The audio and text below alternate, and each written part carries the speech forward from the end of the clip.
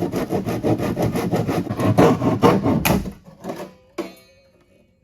right, I just cut this out at the rib. Now I just have to add an end plate, but you can see the cross section here. It's a little bit steeper in the front, and then it goes to a much more shallow angle. Okay, there's my flush trim router bit.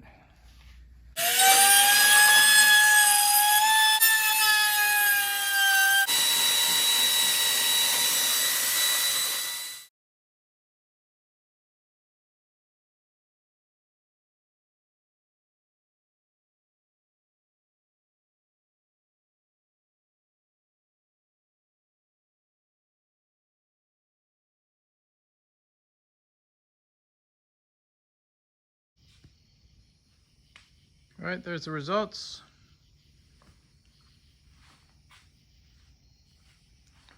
There's a 3/4 of an inch step. Now I just knock these out. These are temporarily fastened with hot melt glue.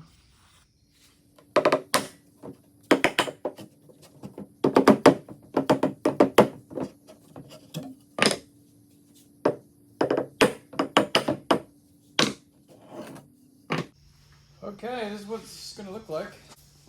This is the new extension.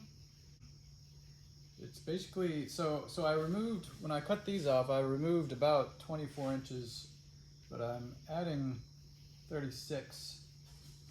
So the buoyancy will actually go up with this new configuration. There is a step here.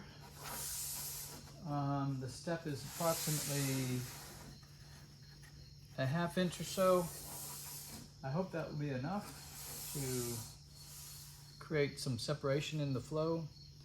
At some point, the flow will separate. It won't be able to like instantaneously bend around this curve, and I'm not really sure what speed that will be. But I think if I put it like a cove, a rounded fillet in here, and maybe even curve it around this way a little bit, then that would improve the fluid dynamics. Okay, so one more thing to point out. Initially, the whole thing will be wet, basically. But what I'm trying to do is get to the point where only this is wet here. And that will mean that it's hydroplaning.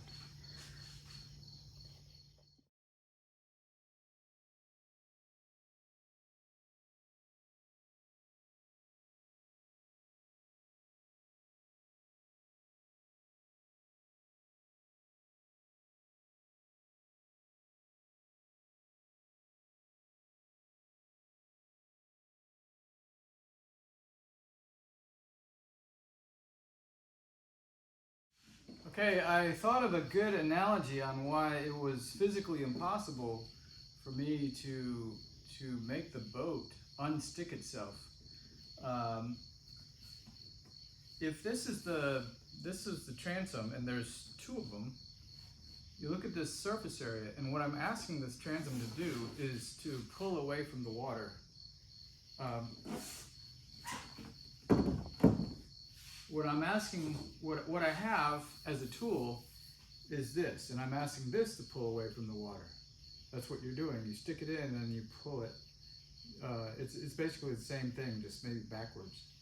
But if you look at the surface area of this, and then you look at the surface area of the transom, and this is, you multiply this by 2, it was going to be impossible to overcome the drag. The only way it would be possible is if this was moving about 4 times as fast as, I mean, this would have to like move really fast. And anyway, I wasn't able to move it fast enough to generate the impulse. So what I'm doing now is I'm shrinking that transom space. I'm basically shrinking it by a factor of 10, because this is about a 1/2 inch. It used to be 4, and this was times 2, and now it's like a 1/2 inch. Plus this, you know, I reduced the width by what, 40. I took off 40% off. So this actually might work. Then now it's just a matter of, you know, surface area drag and form drag, and whether or not. Plus, with a rowing oars, I'm actually doing both paddles at the same time, and because I have the if they're 9 foot long and I have like a leverage arm of multiplying it by 3 or whatever, that might just work. I'm excited to try it out.